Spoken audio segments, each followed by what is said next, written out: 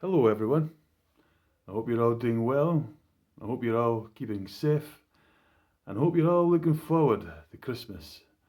However, Christmas looks for you this year, I hope and pray that you would have a wonderful, wonderful Christmas time. I just thought I'd make a short video to talk about something that I've been going through these last 6 or 7 months.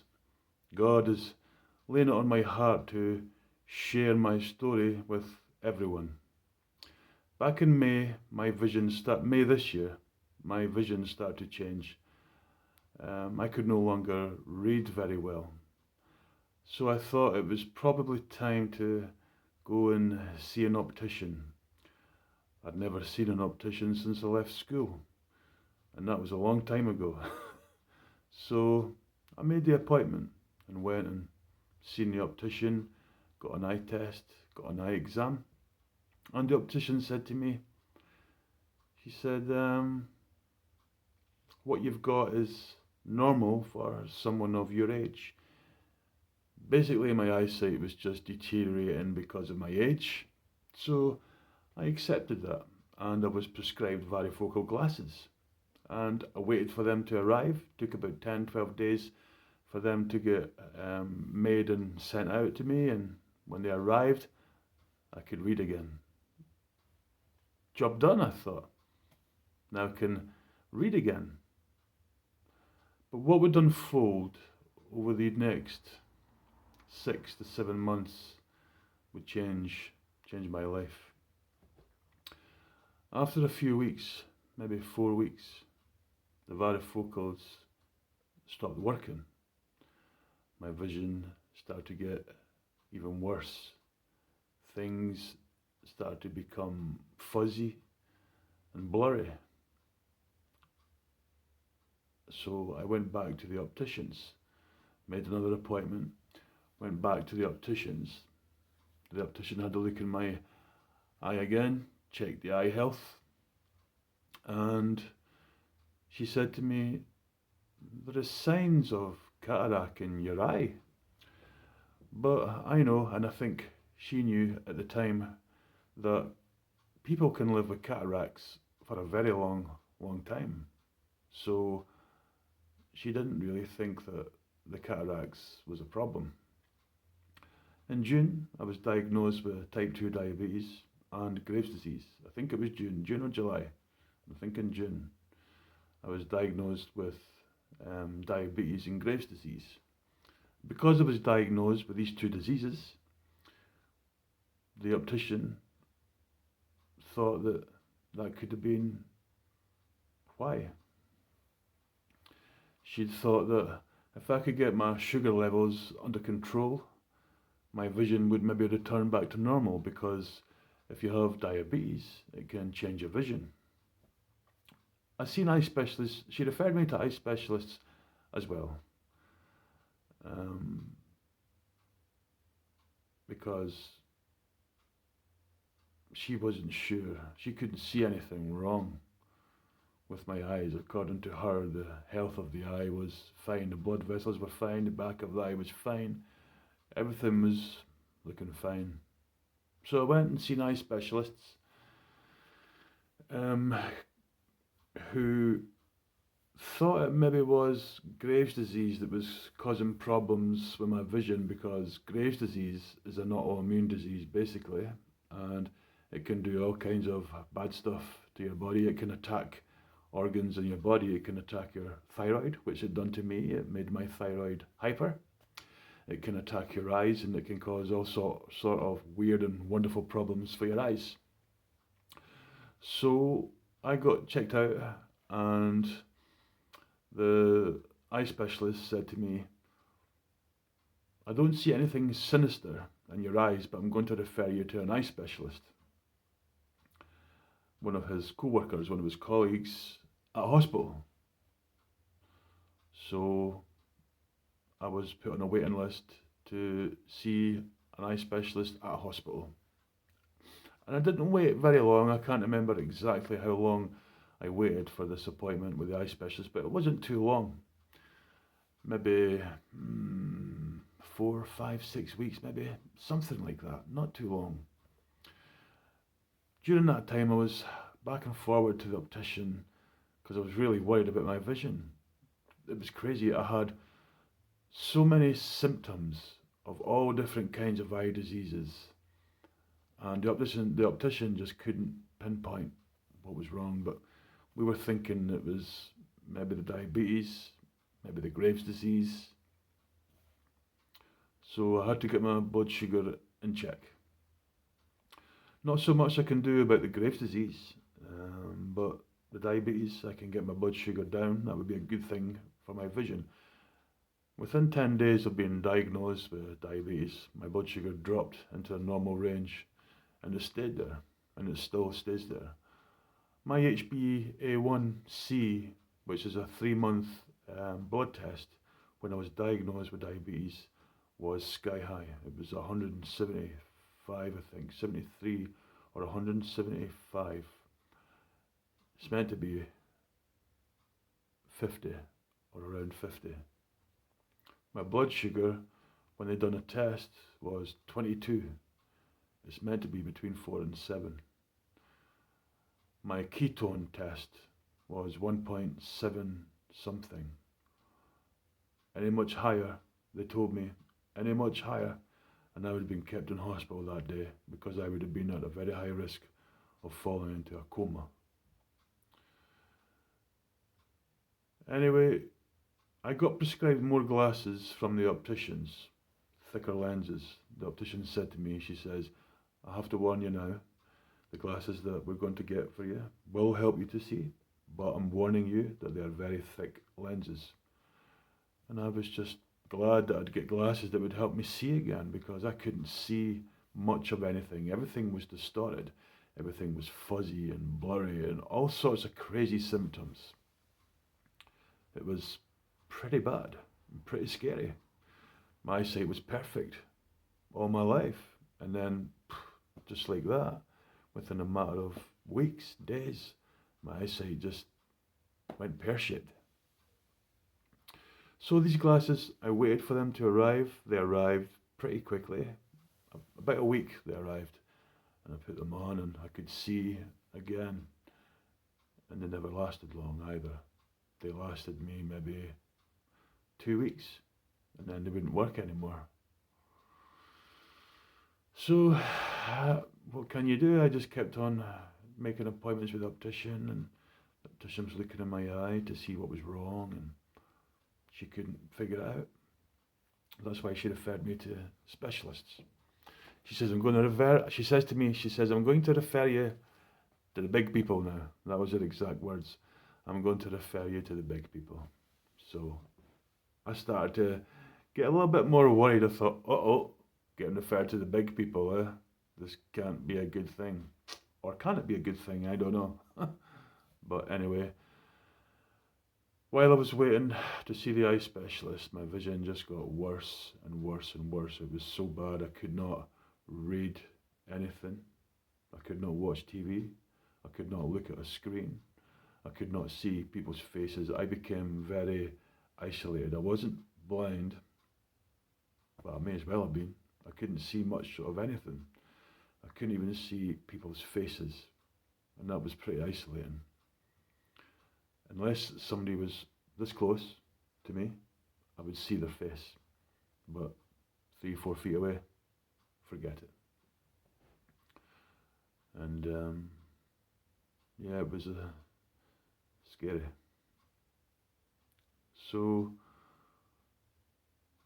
there was nothing much else that the optician could do. I think I went through about 4 pairs of glasses, varifocals, new reading glasses, stronger glasses to see in the distance. I bought some reading glasses. They all stopped working over a space of only 6 months.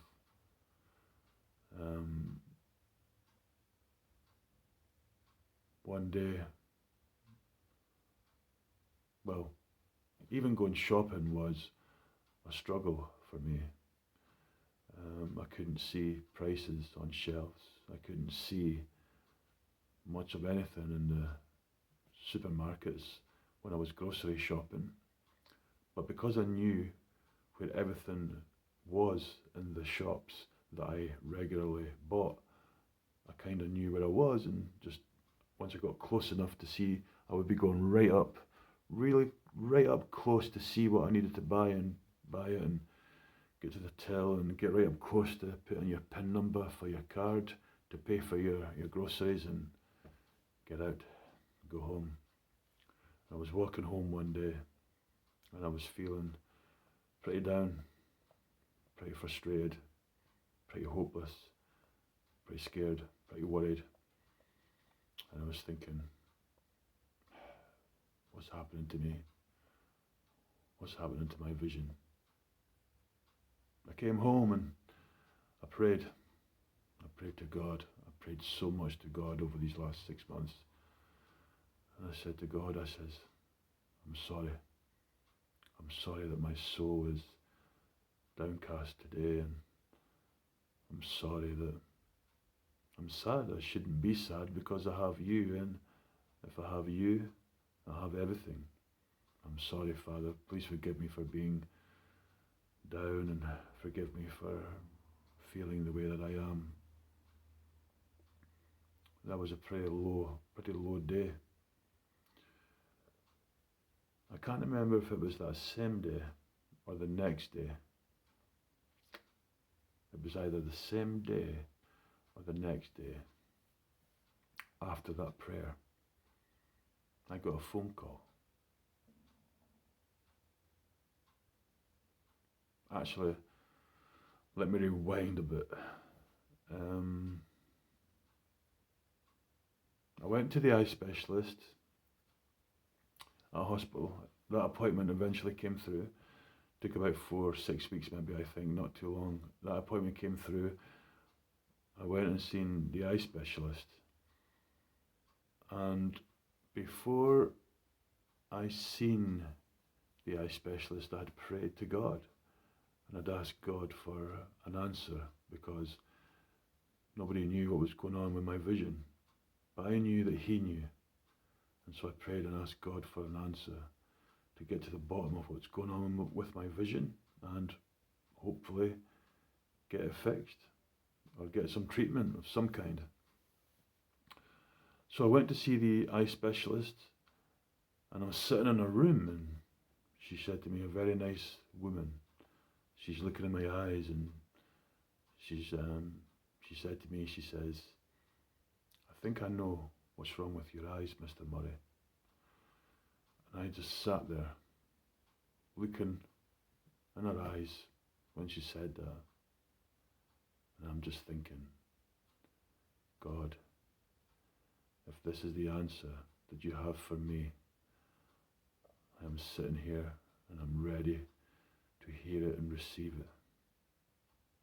And the eye specialist said to me, I think you have fast progressing cataracts, but until we take them out, I can't be completely sure. But I think that is the lion's, this is her exact words, she says, I think that is the lion's share of your problems, Mr. Murray. Your cataracts are fast progressing. And the only way we're going to know if I'm right is by having surgery to get them removed. So surgery it was to be. So I was put on a waiting list for surgery, and while I was waiting on surgery, I was still struggling really bad with my vision. I couldn't do much of anything. My life changed completely. Things that I could normally do, I could no longer do. Tasks that I could normally do, not think about, I was struggling to do them. I was managing, but I was struggling.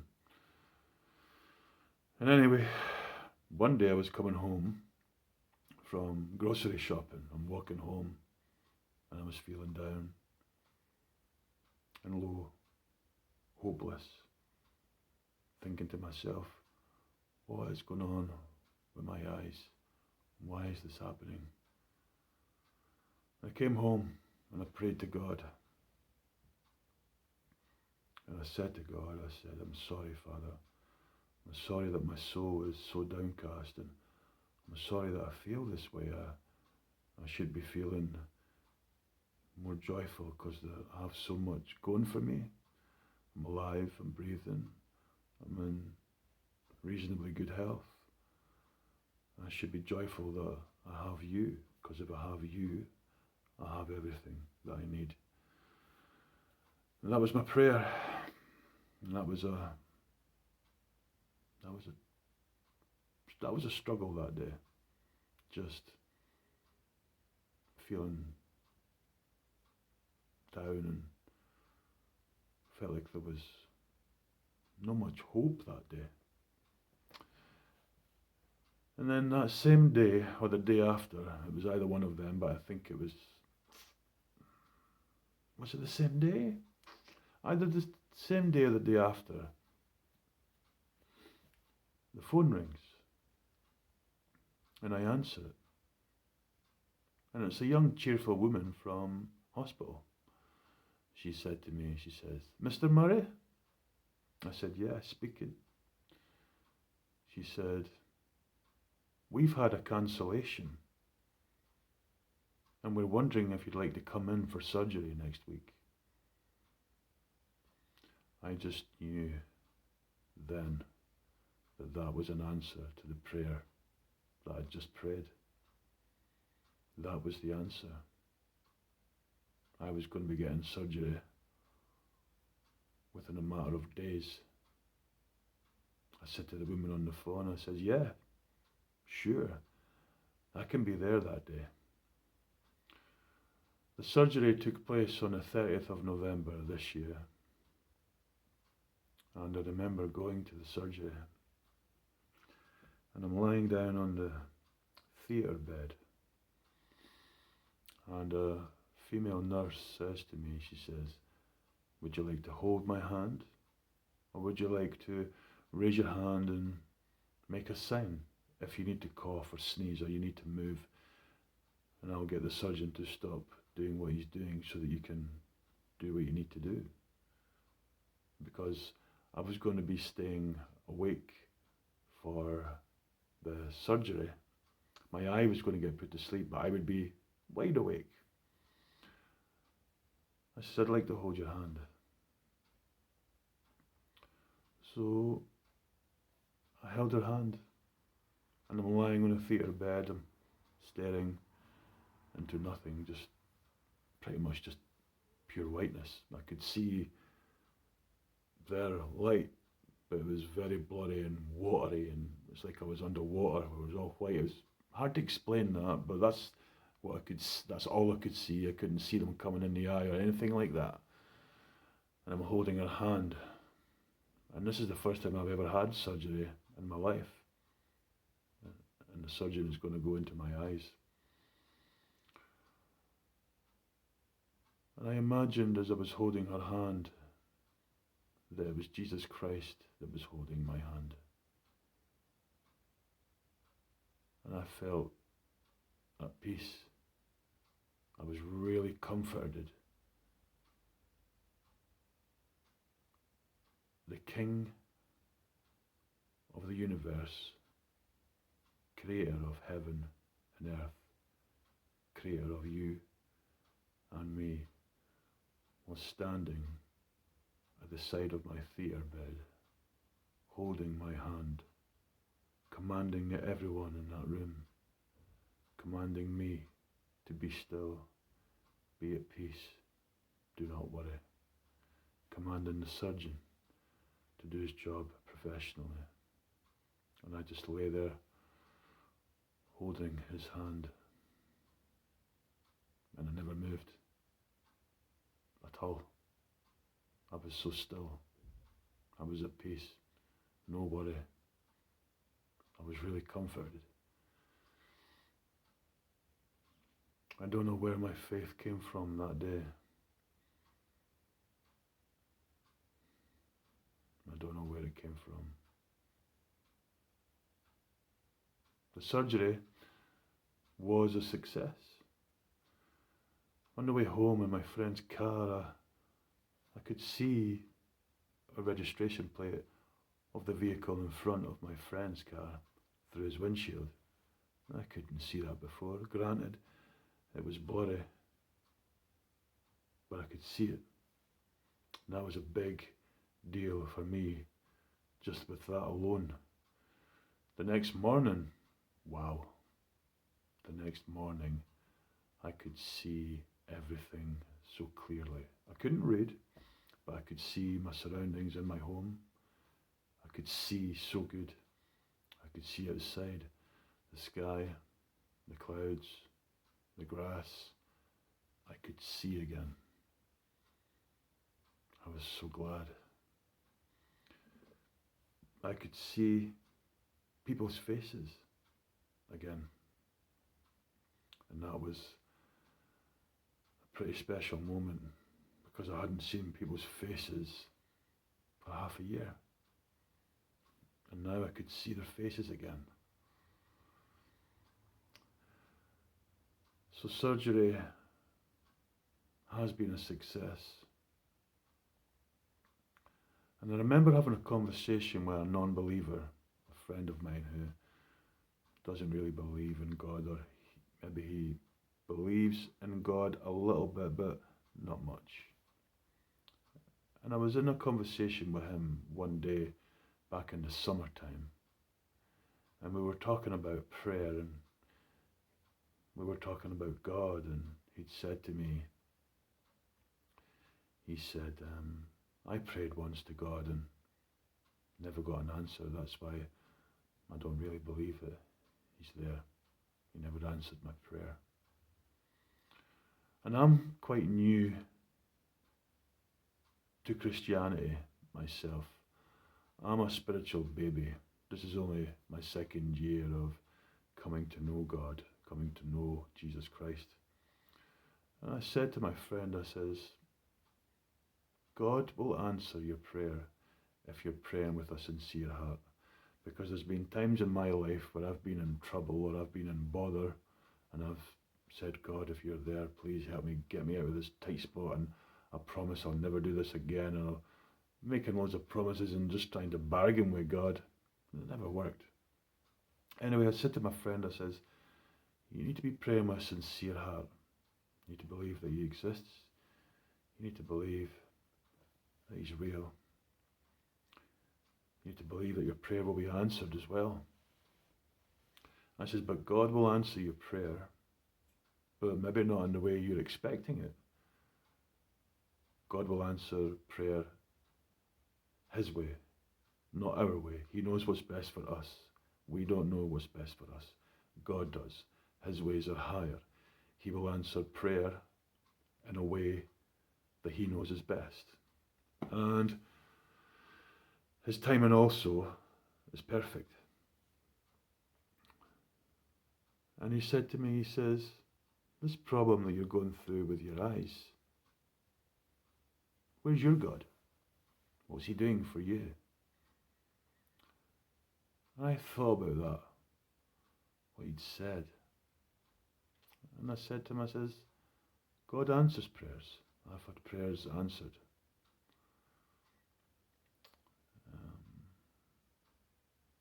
So, if you see this video, Richard, I want you to think about what's happened to me these last 6 or 7 months. I've been praying to God.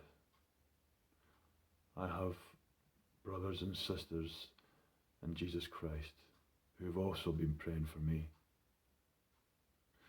We've all been praying that I would get answers to what's going on with my vision, and I did get an answer. I got surgery. I can see again. That is what God has done for me.